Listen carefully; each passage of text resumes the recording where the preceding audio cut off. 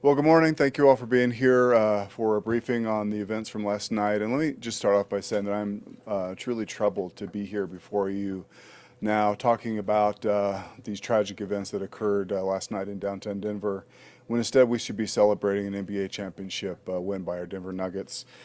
Sadly, though, because of this unnecessary instance of gun violence that occurred literally in the midst of thousands of community members who were peacefully celebrating. We have to set that aside for right now. In a moment, you'll hear from Commander Clark, who will describe what we know at this time. But I think it's important to recognize that there were thousands, and I want to thank those thousands of fans that were peacefully celebrating in downtown Denver after the win, and also recognize the officers that you'll see in the video who all ran toward the danger, as they routinely do, placed in the appropriate areas, and were able to immediately respond and address those and render aid to those that were injured. So, Matt?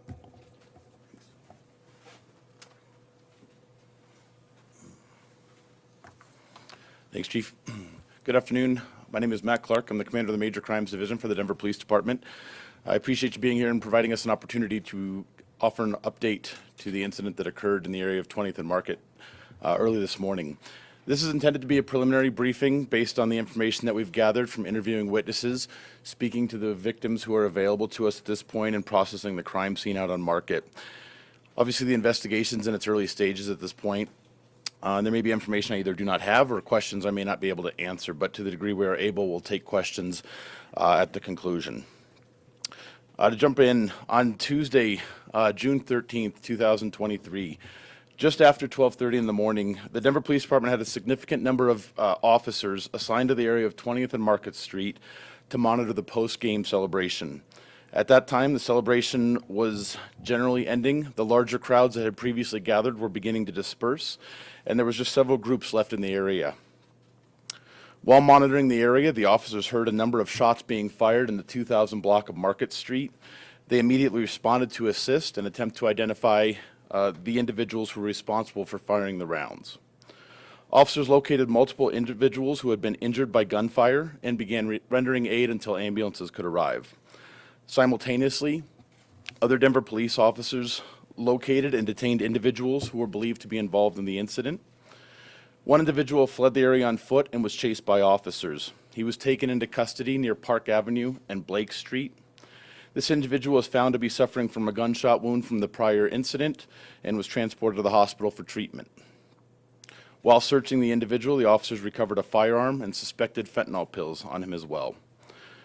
Other officers contacted the occupants of a vehicle that was in the parking lot directly across the street from the View House in the 2000 block of Market Street. The occupants were believed to be involved in the shooting. When they were contacted, the officers located a firearm in the floorboard of the driver's seat. The driver of the vehicle was detained. None of the occupants of the vehicle had gunshot wounds. In total, 10 individuals sustained gunshot wounds in this incident. All were adults, 9 were men. We had one woman injured as well. All were reported to have sustained non-life-threatening injuries, and I'll let the doctors speak more to their injuries. We recognize it's likely that the individuals who were responsible for shooting, discharging the firearms downtown were also injured by gunfire, and we're continuing to investigate that. And while we know some of the offenders were injured by gunfire, we also know that several innocent people who were in the area were hit by rounds that were fired. Investigators worked throughout the night processing the crime scene. It appears that multiple firearms were discharged and that at least 20 rounds were fired in that area. In addition to the firearm located at the individual on Park Avenue and the vehicle, the one that was found in the vehicle, 3 additional firearms were recovered by investigators. Additional forensic work will be needed to determine if those firearms were discharged at our scene. Crime scene technicians also located a significant quantity of fentanyl pills in the area that were bundled in several baggies. At this point, we have 2 individuals in custody, and they're in custody on weapons-related charges as we continue to determine what their involvement was and what, if any, injuries they caused by the rounds that were fired. The first individual is 22-year-old Ricardo Vasquez. He's being held for investigation of possession of a weapon by a previous offender, as well as possession of a controlled substance. That was the individual arrested at Park Avenue and Blake Street. We also arrested 33-year-old Raul Jones. He's being held for investigation of possession of a weapon by a previous offender, and that's related to the individual who was in the vehicle. And we'll provide all these names and spellings after the briefing. The investigation is ongoing. We've been in regular communication with the Denver District Attorney's Office. And as we better understand the involvement of the individuals, the two that I previously mentioned, as well as anybody else that we identify, additional charges will be pursued if appropriate. Members of the Denver Police Department's Victims Assistance Unit will continue providing support and assistance to the injured victims as they recover. Investigators interviewed multiple witnesses last night. I appreciate the cooperation and the willingness to provide information by those people who have done so. This will allow us to quickly identify and hold the offenders accountable. I would encourage anyone with information about the incident to contact the Denver Police Department or Metro Denver Crime Stoppers. Crime Stoppers offers an anonymous mechanism to report information to law enforcement, and the phone number for Crime Stoppers is 720-913-STOP. If anybody has video of the incident, we are aware there's multiple videos that are out there at this point. We'd appreciate you providing the raw video footage to the police department so we can analyze it. And you can do that by contacting the police department, and we'll provide a link and a mechanism to upload that to us. At this point, I'd like to turn it over to Gary Bershevitz from the Denver Health Medical Center.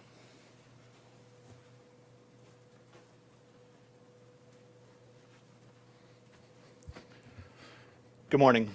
I'm Gary Bershevitz. I'm the Chief Paramedic for the Denver Health Paramedic Division. I want to first start by saying that our ability to respond so quickly to this was truly due to the collaboration of our public safety partners, the Denver Police Department and the Denver Fire Department, and the pre-planning that went into place to make sure that we had resources available during this event. From the moment shots were fired, we had paramedics on scene rendering care within 1 minute of the call. Over the next several minutes, and through amazing care and coordination of a couple command post centers that we had set up to control these resources, we were able to direct six ambulances in, which transported 10 patients to Denver Health Medical Center. At this point, I'd like to turn it over to Denver Health Medical Center surgeon, Dr. Eric Campion.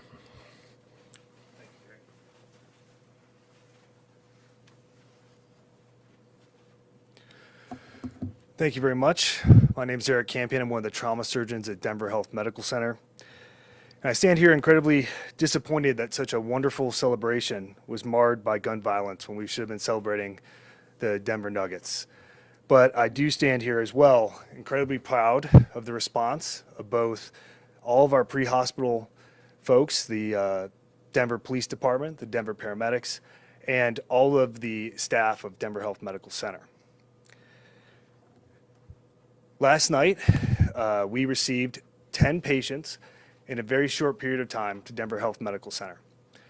We're able to rapidly triage these patients, identify which were the most seriously injured, and get them rapidly to the operating room, of which 4 patients required immediate emergent surgical intervention.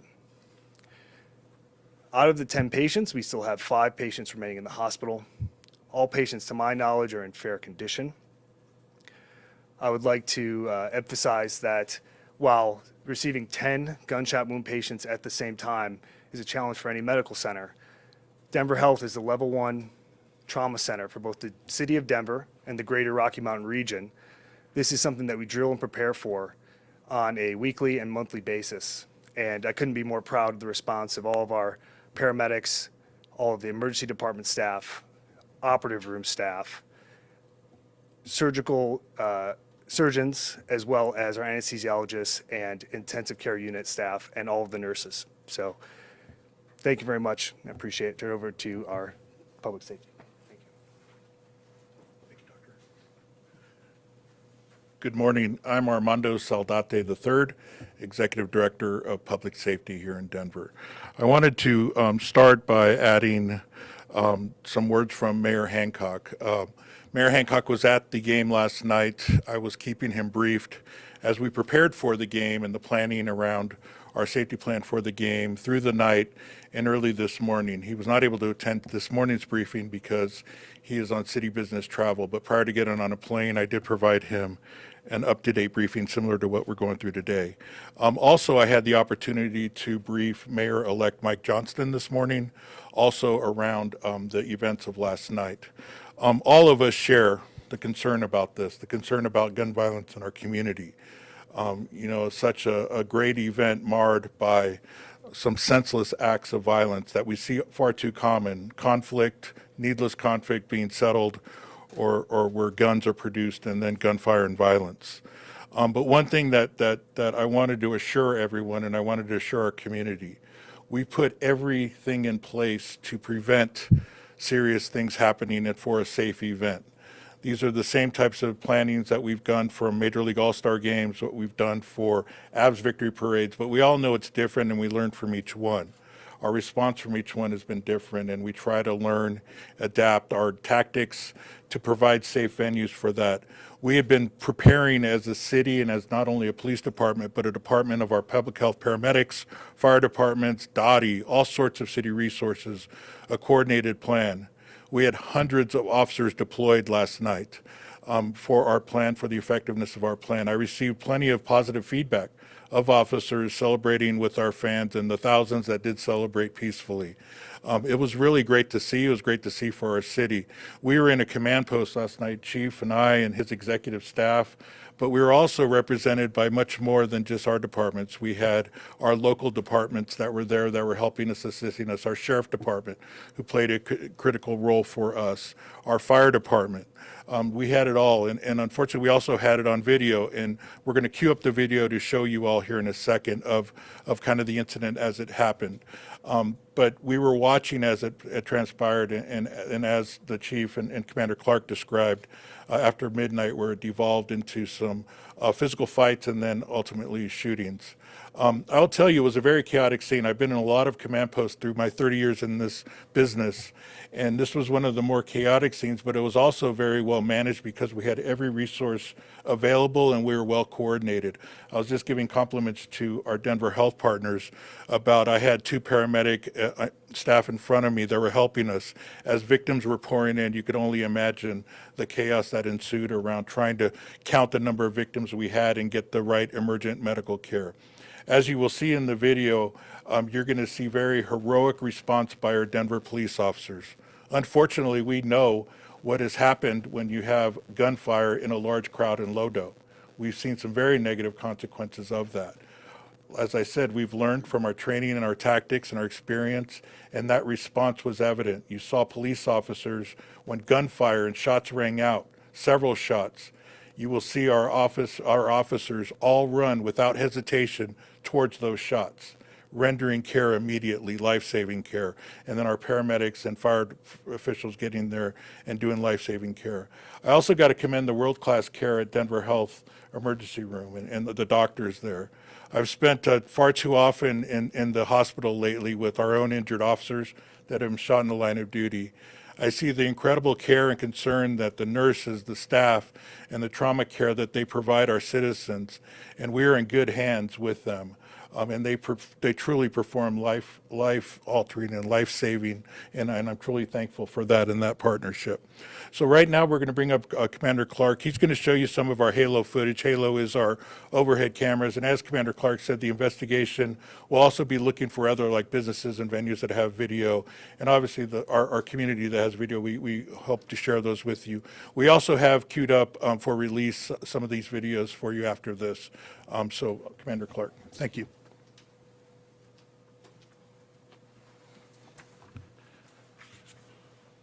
Okay, this video will be available for release as well, but what we're looking at right now is the view from a Halo camera.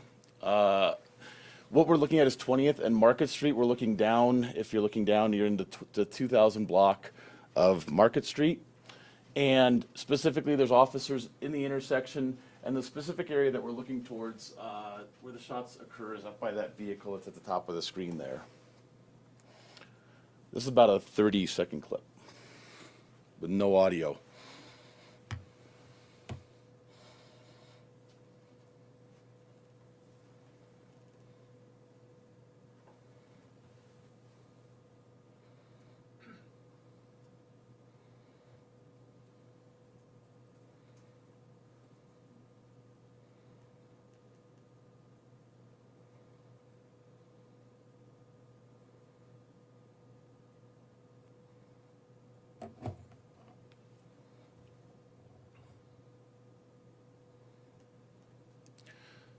So it's tough to make out specifically what's happening, but again, the action's occurring within several feet, just down the street from where the officers are. The multiple shots, at least 20 rounds are fired.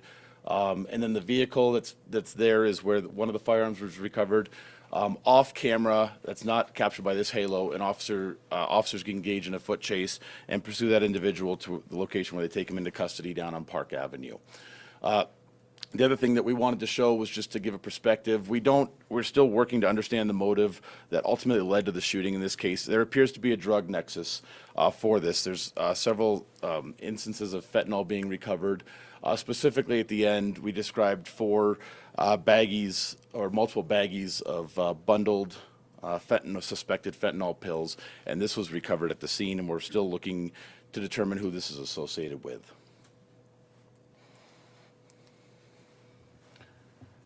Anything else, Chief? We're happy to answer or attempt to answer any questions at this point. Commander, Yes, ma'am. Colleen Slevin from AP, can you clarify how many of the people arrested are wounded and how many people overall are possible shooters? So one of the individuals who is at the hospital is in custody right now as an injured individual. I'm sorry, what was your second part? How many of the people who were taken to the hospital were possible shooters? So we're still working to understand what the involvement of everybody was at this point. Last year, we had celebrations for the Avalanche Parade, and there were maybe a couple hundred people in that exact same intersection, but it was a very different scene than what we had last night. Did you guys prepare in a different manner? Did you prepare in the exact same way? And if so, what was different? What went different? Well, I think we prepared in very much a similar fashion, understanding that we would have a very similar sized crowd, and we did. And we saw many of the things that we saw consistent with the Avs win celebration. What we couldn't have planned for is a drug deal right in the middle of a celebration for an NBA championship. And so thankfully we were close enough to be able to respond quickly, take suspects into custody, and tend to those that were wounded. But I think that our planning was appropriate. We did account for things that we saw and experienced last year, as well as things that we may not have been able to see before. Chief, can you expand on that? Mr. Clark talked about a drug nexus. I think that's a drug deal. Can you talk more about what might have been the motive or what sparked this? Does it look like a drug deal? And can you please expand on that more? Well, again, much more investigation to be done, but it certainly does appear to have been a drug nexus. There were quantities of cash. There was a large amount of drugs, as you can see. There does appear to be a collection of individuals who are engaged in some fashion. At some point in time, you begin to see an altercation, and I think at the tail end of that altercation is where shots were exchanged. And so in that particular area that Mr. Clark pointed to, that's where it all started. That's where the fight was. Correct. And that's where the gunfight broke out. Correct. It was not, these were not people who were part of the celebration. No, no. Our strong belief is that this was completely unassociated to the celebration. In the video, we're seeing what looks to me an enormous amount of police officers at that intersection. How many officers are there that we can kind of see in that video at that intersection? And why was there such a concentration of them right there? Well, again, we had a significant presence throughout the downtown area, being responsive to all of the challenges that we had in the downtown area. That particular location at 20th and Market, there had been a very large crowd, very boisterous crowd, peacefully protesting, but we wanted to be there and be a visible presence and also be responsive to anything that may happen. And so that's why you see the large collection of officers. And I would say that there were upwards of 100 officers in that immediate vicinity. Chief, how does this change plans for the parade on Thursday? How does this change the department's strategy to ensure safety? Good question. So certainly, we've been involved in celebration parades before. We're certainly aware of the potential for violence. We'll certainly be prepared for that. I think we have a significant plan. We continue to work with the city to develop that plan and make sure that we're prepared for any instance of violence or anything that goes awry. I think that we're just even more understanding of all of the challenges that could occur, and we'll be prepared to respond. Chief, could you expand on that? There are families who we've heard Yes. from who are now a little bit scared to bring their kids Certainly. downtown. Certainly. because of the parade. Certainly.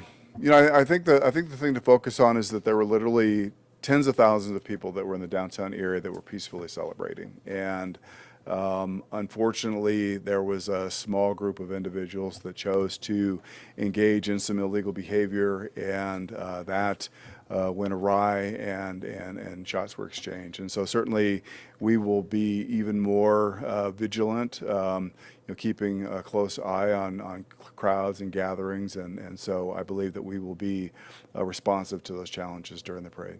Does it shock you that? 10 people who are injured, how many of those were just bystanders who happened to be nearby? I think our strong suspicion at this point is that 5 or 6 of those were completely innocent bystanders, and others had some level of involvement in the altercation. Can you describe the type of firearms that were recovered? They're all handguns. Was this gang related? I think it's a presumption at this point to assume that it was gang related. I mean, I think that there is some gang nexus, but certainly we think that the primary motivation for this gathering was a drug deal. You mentioned that the 2 people who were taken into custody or being questioned had previous offenses and were in possession of a firearm when they shouldn't have been. Are they gang members? Known gang members? I'm not familiar with the gang involvement of those individuals that are currently in custody right now, but we do know that there are individuals involved in the incident that do have some gang involvement. When do you think they might be charged?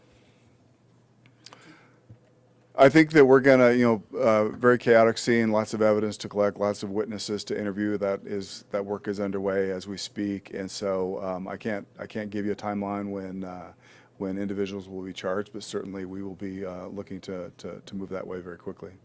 Did any DPD officers fire their weapons? No, absolutely not. Do you think the person in the car with the gun in the floorboards, was that gun fired at the scene? That weapon is being tested to determine whether or not it has been fired. So right now, it's only at least one person shooting? Well, because of the different shell casings that were recovered at the scene, it's pretty clear that there was more than one weapon that was fired. Was that vehicle towed away? Yes, it was. Lodo is somewhere that we've seen multiple shootings happen, stabbings. Yes. You name it.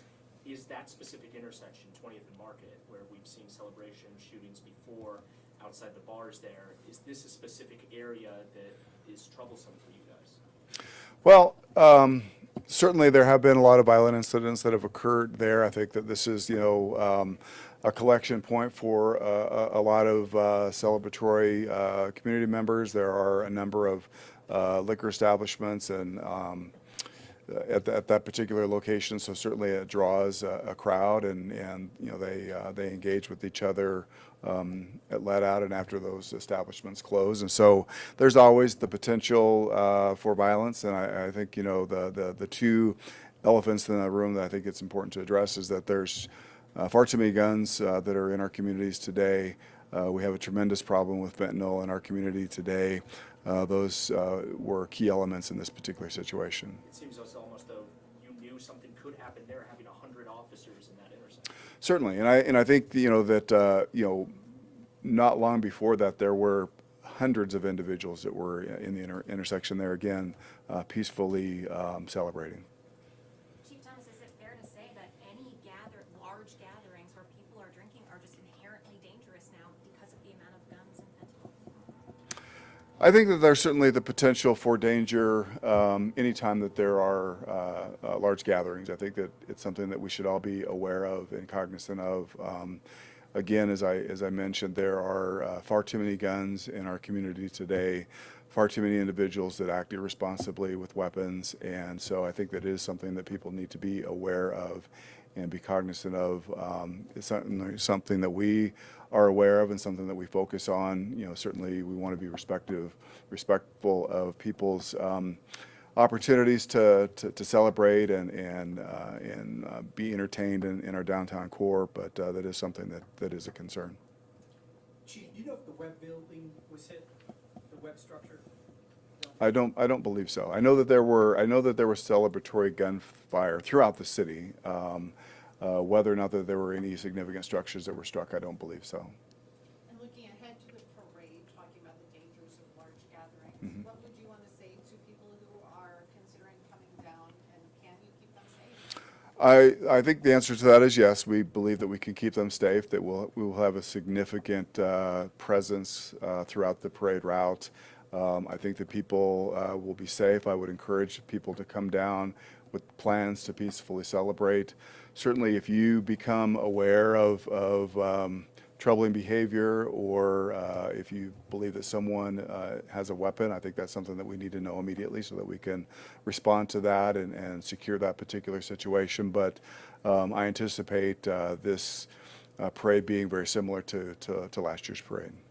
Knowing about that immediately, is that just see something, say something to the closest police officer? Yeah, I think that's always a good tactic. Whether you see a suspicious package, whether you see someone that is handling a weapon, or you see what you believe to be a weapon in someone's possession underneath their clothing or in a container, that's something that we want to be able to look into.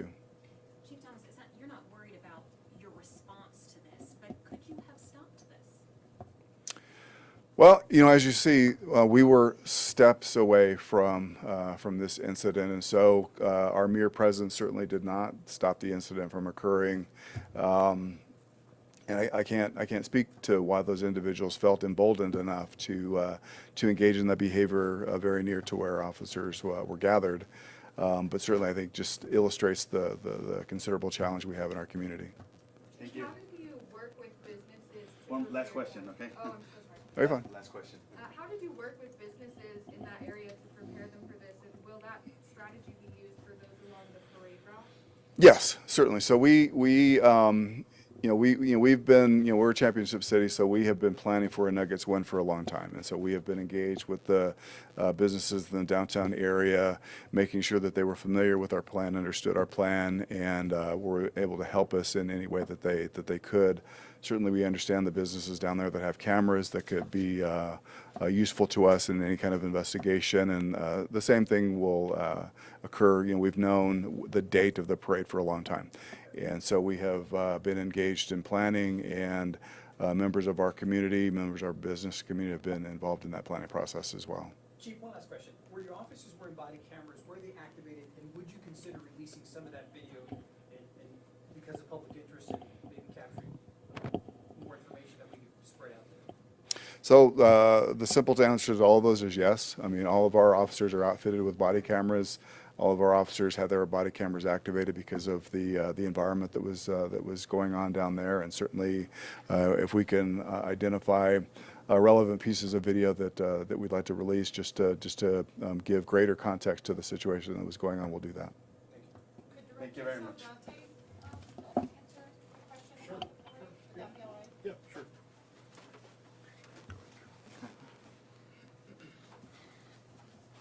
Sir, can you just talk about your plans for the parade and how to keep people safe, and if anything has changed with those plans since last night? Yeah, so as Chief Thomas indicated, we have been planning in that. Let me explain who the we is. The we is not only Police Department of Safety, Fire, obviously our fire contingent, and our Denver Health Paramedic Division, but also our DOTI teams, our business partners, our Downtown Denver Partnership, Visit Denver, key partners like that, our business community in providing that. We are working. We've been working for quite some time to plan this, our Office of Special Events in the Mayor's office. So it's a large gathering. Well, what we will do now, if there's going to be any different, obviously we're going to rethink and look at things to be doubly sure, especially around crowd management, crowd control, and suspicious behaviors. But we will be well staffed. That's a big thing, as we continue to grapple with our staffing. We've had short staffing for some time since COVID, but we're working through that. We have a lot of folks on extra duty, extra time, overtime coming out to do that. So we'll be well staffed and well positioned. We will have our command post and likely have our emergency operations center activated as well, which brings all people to bear, monitoring halo cameras and all sorts of things. But I also want to reiterate, community members are our best eyes and ears. You all know when you see something, you say something, you report it. So if you see something, you see some undesirable behavior, you see suspicious activity, please report it. It's our intention and my confidence is that it'll be a very safe event. I'll have my own family there, so I hope that it'll be a very safe event for all, and we're preparing for that. How different is it to have an event that large in the morning versus at night? Well, it is. It's different, night and day just brings a whole different element and environment. Also, I don't think we're going to have the folks drinking all throughout, and we all know what sometimes drunken behavior can do to exaggerate some of these things. So hopefully we won't deal with some of those same things, but yeah, obviously at daytime, and I think this will be kicking off around 10 a.m. to around 1 p.m. So I think hopefully that'll add better environment as well. A follow-up question for Dr. Campion, please, if you could. Is it Campion, is that the way to pronounce it? Just on the nature of the wounds, I don't know what you might be able to talk about how serious the injuries were. You talked that they're in fair condition. Can you tell us just general, were they hit the ankle, the head, the chest, or can you tell us a little bit more about that, please? Yeah, I think, based on patient safety, it'd be inappropriate to share specific details, but I think it's safe to say that every patient that went to the operating room had serious and life-threatening injuries. How many surgeries might have been going on at one time, and how many surgery rooms do you have? Yes, we have 12 operating rooms in the main hospital at Denver Health, and we had 4 concurrent operations for this event, and there was an unrelated gun violence victim who was also being operated on, so we had 5 operating rooms running at the same time. Was that last one who you just mentioned from the 15th and possibly the other shooting last night in Denver? I'm sorry, I'm not aware of where that victim was specifically from.